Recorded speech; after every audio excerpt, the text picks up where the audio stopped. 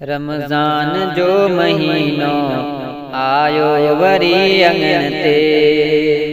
रमज़ान जो महीनो आयो वरी अंगन ते। मोमिन पया ठरी अज मेहमान जे अचण ते।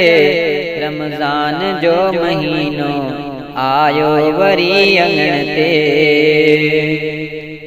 पिर भात जे पुटण खां सहरी करे तग में। पिर भात जे पुटण खां सहरी करे तग में। इफ्तार आकबी पो सिज जे सिगो लहण ते।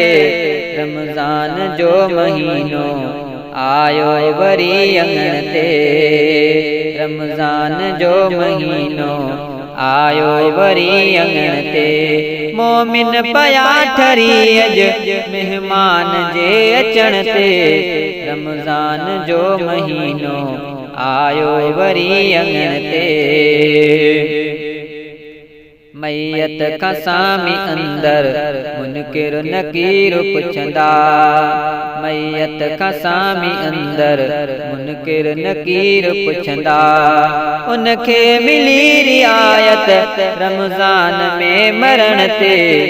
रमज़ान जो महीनो आयो वरी अंगन ते। रमज़ान जो महीनो आयो वरी अंगन ते। मोमिन पया ठरी अज मेहमान जे अचण ते। रमज़ान जो महीनो आयो वरी अंगन ते। मन हुक्म ही खुदा जो रोज़ा थी फर्ज सारा। मन हुक्म ही खुदा जो रोज़ा थी फर्ज सारा। ईदुल फितर अदा कर चंद्र जे मिठा ॾिसण ते।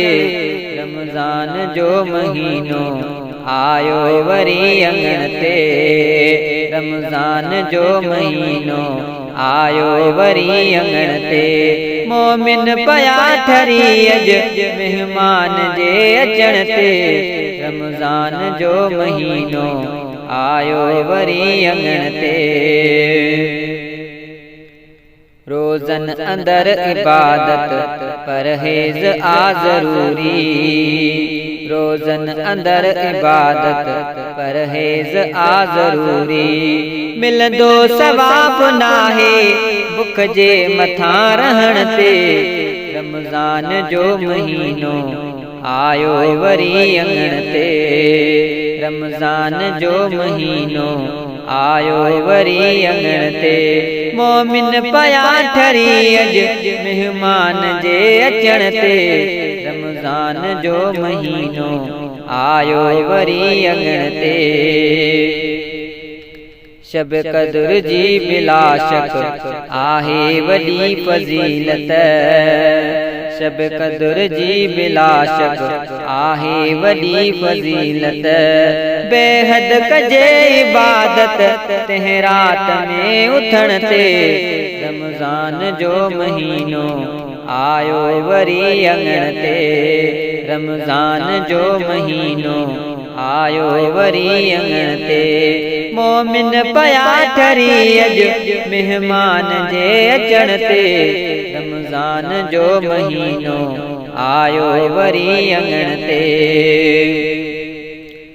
जुल्फ़कार सर की मूंखे आहे उमेद रब में। जुल्फ़कार सर की मूंखे आहे उमेद रब में। नेकी ज़रूर ॾींदो हिन शेर जे लिखण ते। रमज़ान जो महीनो आयो वरी अंगन ते। रमज़ान जो महीनो आयो वरी अंगन ते। मोमिन पया ठरी अज मेहमान जे अचण ते। रमज़ान जो महीनो आयो वरी अंगन ते।